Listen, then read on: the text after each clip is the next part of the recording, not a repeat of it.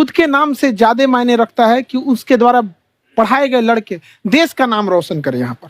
तो वो लक्ष्य मेरे लिए ज्यादा इंपॉर्टेंट है, हमको अपने से नहीं ज्यादा मतलब नहीं। वाह। मैं खान सर के बारे में बता दूं कि इनका यूट्यूब पे जो एजुकेशनल चैनल है उसके 17 मिलियन मतलब 1,70,00,000 फॉलोअर्स हैं। अब 19 हो गए। 19 हो गए। बाप रे, क्या बात है, वाह।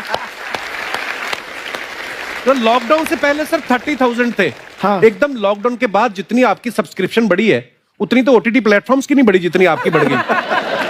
ये नेक काम की शुरुआत कैसे हुई थी खान सर? लॉकडाउन से पहले हम लोग ना ऐसे फिजिकली क्लास में ज्यादा पढ़ाते थे। अच्छा जी। क्लास में भी बहुत भीड़ रहती थी, लड़के पढ़ नहीं पाते थे। मजबूरी हो गई लॉकडाउन के बाद यूट्यूब पर पढ़ाना, क्योंकि दूसरा कोई ऑप्शन ही नहीं था। और हमको भी नहीं समझ में आया कि लोगों ने क्यों इतना ज्यादा सब्सक्राइब करते गए, क्योंकि हम तो वैसे ही पढ़ा रहे थे जैसे पहले पढ़ाते थे वहां पे।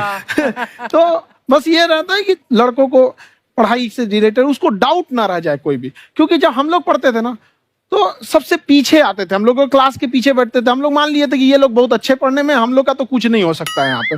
और घर वालों को भी लगता था तो जीव ले ला, कैसे भी काम चल जाएगा। बाद में हम लोग को पता चला ना कि टीचर की गड़बड़ी थी, हमारे ऊपर ब्लेम लगा दिया। सर आइए, बहुत बहुत स्वागत है आपका।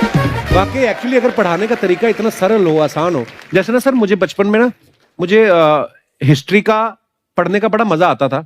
बड़ा होके पता चला कि मेरा हिस्ट्री में तो था इंटरेस्ट, पर मुझे कहानियां पढ़ना अच्छा लगता था जी। आज मुझे थोड़ा लिखने का भी शौक है, एक आध कुछ शायद फ्यूचर में चल के आप वो भी कुछ ऐसा देखें। तो मतलब मुझे शौक है लिखने का। अब जाके समझ में आया कि वो क्यों अच्छा लगता था, उसमें कहानी होती थी। तो ये नहीं हमें पढ़ाया, हमें रट्टा मरवाते थे। तो ये जो आपका ये जो तरीका ये बहुत ही बढ़िया है। काश हमारे समय में भी ऐसा होता, यूट्यूब पे अच्छे अच्छे शिक्षक होते। हालांकि हमारे टीचर भी बहुत अच्छे थे। लेकिन इतने डिटेल में खान सर, मैंने आपके वीडियोस देखे हैं, मतलब जिस सब्जेक्ट को आप जानते भी ना हो और अगर लेक्चर देखें और सुने तो उसमें इतनी रुचि पैदा हो जाती है। बिकॉज हम सब टीचर्स के द्वारा ही पढ़ाए गए हैं और हमारे अच्छे टीचर्स भी रहे हैं, लेकिन जरूर आप में एक बहुत ही खास बात है कि आप हर सब्जेक्ट को बहुत इंटरेस्टिंग बना देते हैं। और थैंक यू। इसमें क्या है ना, टैलेंट जो है ये टीचर्स को विजुअल ट्रेनिंग कैसे देनी है, जो बताया अभी कपिल जी ने। कहानी, मैं एक छोटा प्रश्न पूछता हूँ, असैसिनेशन की स्पेलिंग किसको मालूम है? लोग बिलीव नहीं करेंगे लेकिन मुझे मालूम है। असैसिनेशन की स्पेलिंग होती है भाई एस माने गधा, गधे के ऊपर एक और गधा, एक और एस, उसके ऊपर आई मतलब मैं पूरा, और मेरे ऊपर पूरा देश नेशन, आई नेशन। तो ASSASSI मैं ये जितना विजुअल कर दें पढ़ाने को, जितना आसान कर दें। वो याद नहीं होता था रेडियो किसने बनाया, बोला रेडियो चल नहीं रहा, इसको मार थप्पड़ मार, कोनी मार, कोनी मार, कोनी मार, कोनी ने बनाया। याद हो गया, मार कोनी ने बनाया। जितना विजुअल कर दो।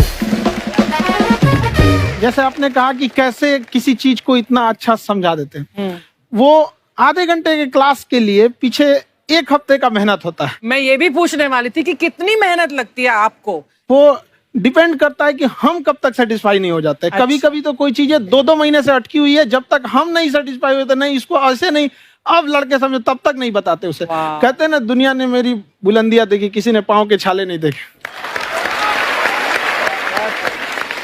क्या है ना कि हम लोग अपने स्टूडेंट लाइफ में इतना पीछे थे ना, कभी कभी अपने आप को से डर लगने लगता था, यार हम कहाँ आ गए, हमारा कुछ हो सकता है कि नहीं हो सकता है यहाँ पे। तो लेकिन ना कुछ सीखने का बड़ा शौक था। हाँ। तो जैसे एक फिल्म बनाने से पहले डायरेक्टर कितने महीने की प्रैक्टिस करता है, 2 साल की मेहनत के बाद एक 3 घंटे की फिल्म बनाना पड़ता है। उस तरह से थोड़ा काफी मेहनत करना पड़ता है पीछे से, तब जाके समझ में आता है। और धीरे धीरे एक्सपीरियंस होने से थोड़ा समझ में आ जाता है कि क्या कहाँ पे कौन सा चीज डाउट आएगा वहां पे। और आपसे पढ़ाई करने का ये भी फायदा है कि ये पीट नहीं सकते ना यूट्यूब चैनल से, अंदर से निकल के थप्पड़ भी नहीं मार सकते। हमें तो पीटा ही इतना है ना, हम तो मतलब टीचर से सवाल नहीं पूछ सकते थे। अभी बचपन में पूछ भी लिया ना कि सर सूरज कितना दूर है, तुझे जाना है उधर। मतलब ये नहीं कि बच्चे के साथ दोस्ती करो, उसके साथ। आजकल माहौल बहुत बदल गया है, अब तो बच्चों की पिटाई भी नहीं होती, हमारे टाइम बड़ी पिटाई होती थी। हम भी कहते हैं, हमसे भी लड़के नहीं पूछते हैं, क्योंकि उन्हें पूछने की नौबत ही नहीं आती है। क्लियर हो जाता है ऐसे ही। वाह क्या बात है। मैंने देखा है सर आपके फॉलोअर्स में रवीना टंडन भी है एक, तो जब आप आए कितनी मुस्कुराहट आई खान साहब आपके। तो जब कभी आप कोई नया वीडियो डालते हैं तो आप उनको पर्सनली मैसेज करते हैं कि किसी चीज पे डाउट हो तो कॉल मी एनी टाइम, ऐसा करते हैं आप? अच्छा, विवेक सर के बारे में हमने सुना है कि किसी को बिजनेस रिलेटेड प्रॉब्लम हो तो ये 5 सेकंड के अंदर जवाब दे देते हैं। जब भाभी जी आपको तैयार होने के बाद पूछती मैं कैसी लग रही हूँ, 5 सेकंड में जवाब दे पाते हैं आप? देखिए, इसमें तो सभी लोग पीड़ित हैं और हर जगह, हर घर में ये जरूर सुना होगा सबने कि बच्चों के चक्कर में तुम्हारे साथ रह रही है, वरना तुमको तो कब का छोड़ के चली गई होती। ये बड़ी कॉमन बात है। So right. So right. Parmeet sir बोलते हैं आपको ऐसा? आप तो कभी नहीं बोलती होंगी। इनका उल्टा है, इनका एटीट्यूड पति वाला है वैसे, तो इसलिए। क्या प्रॉब्लम है? नहीं, कोई औरतों को प्रॉब्लम मतलब मर्दों से कम बिल्कुल मत समझो। नहीं, ठीक है, पर ऐसे मुक्के वगैरह नहीं मारने चाहिए आप। सर आपने अभी तक शादी नहीं की ना खान सर? नहीं।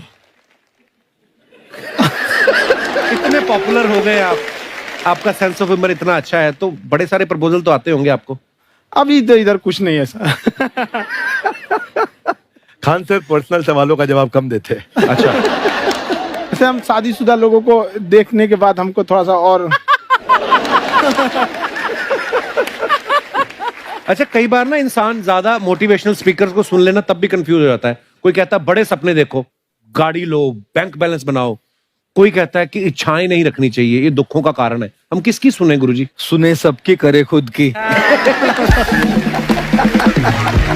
जो दिल से निकले। दिल से निकले, क्योंकि जो सुनते हैं हम कई बार सुनते हैं और उसको खुद की प्रोसेसिंग करते ही नहीं है, और जब दूसरों की बातें सुनकर बिना प्रोसेस करके फॉलो करने लगते हैं, उसी को तो हम अंधश्रद्धा कहते हैं। बिल्कुल। उसको प्रोसेस करें, अपने दिल से जो रेजोनेट होता है उसको सोचे और फिर करें। मम्मी सुना, मेरी मम्मी के आगे डॉक्टर फेल है। मम्मी की जो सहेली ऑन द स्पॉट इसके साथ बैठी है, और इनको अगर कोई प्रॉब्लम है, फॉर एग्जाम्पल कोई शुगर की प्रॉब्लम है, तो उन्होंने जो बोल दिया वो अंतिम सत्य है। ले मैनू फलानी कहंदी है, ऐ खाड़ो तो ऐ हो जाता है। ये सवाल मैंने आपके लिए पूछा था। I wanted to ask Khan sir कि आपका एक एपिसोड था ट्रेन के बारे में, कि ट्रेन में ऐसा क्यों होता है, शुरुआत में ऐसा हुआ था, ये यहाँ पर बोगी के लिए ये कनेक्शन, तो ये सोर्स क्या होते हैं आपके, कहाँ से आपसे ढूंढ सुन के लेंगी, लाते उसके हैं? बाद खुद का चैनल शुरू करेंगी।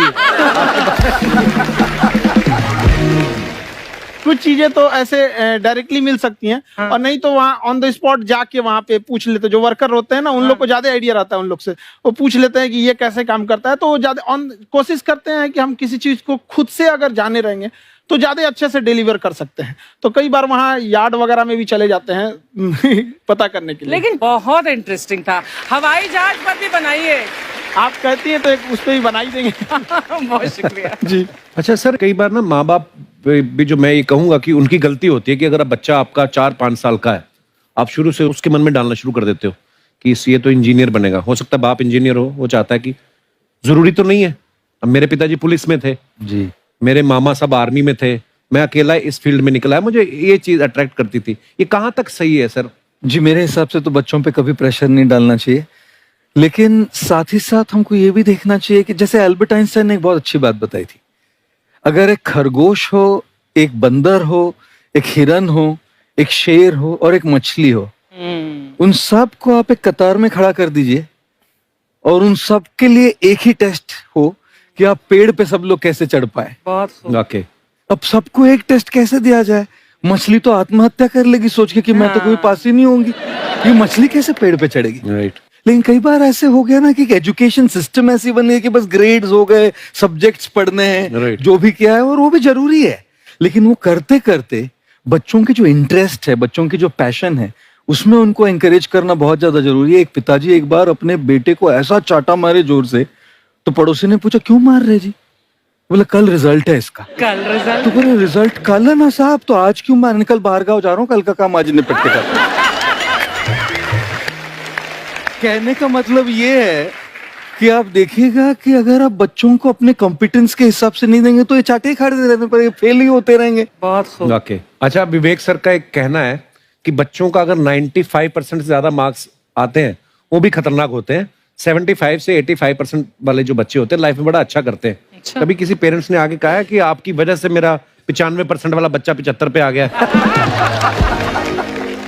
नहीं, बेसिकली 95%, देखिए स्कूल में जो पढ़ाई हो रही है, जो बताया, वो classroom based conceptual theoretical approach है, और उसमें बच्चे को क्या चाहिए, एक कॉन्सेप्ट होता है कि जिस सब्जेक्ट में 10 में से 3 आ रहे हैं उस पर फोकस करने की जगह वहां फोकस करो जिसमें 10 में से 7 आ रहे हैं, ताकि उसका सुपर स्पेशलिस्ट बने। पर वहां सब कुछ पोर किया जा रहा है। तो 95% के चक्कर में, 98% के चक्कर में अपनी ओवरऑल डेवलपमेंट कर नहीं पाता है। और ये पुराने पैटर्न्स के कारण हमारे यहाँ बच्चे डेवलप नहीं हो रहे हैं। और पैटर्न्स इतने मजबूत हैं, तो मैं ये लोगों को बोलता हूं कि बच्चे को जो उसको आता है, जो उसको भाता है, जो बाजार चाहता है, जब इनका कॉम्बिनेशन बन जाता है तो बच्चा इतना सफल हो जाता है कि उसके मुकाबले कोई और खड़ा नहीं हो पाता। क्या बात है, बहुत अच्छी बात। मैं देखो, ये पुराने बिलीफ तोड़ने जरूरी हैं।